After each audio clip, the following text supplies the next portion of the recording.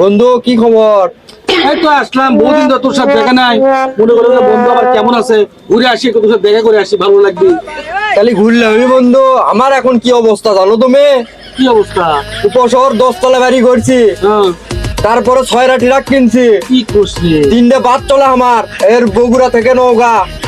তারপর হচ্ছে যে কারখানা দিছি, বেটি হচ্ছে বড় স্কুলত লেখাপড়া করাচ্ছি, এখন দোকান দিছি, ব্যবসা করছি। তুই তো শালা গরিব, হয় গরিব রে।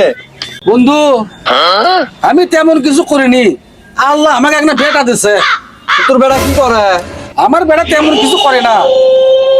তোর যে একমাত্র বেটি আছে, হ্যাঁ। তোর বেটির সাথে আমার বেটা সম্পর্ক করছে।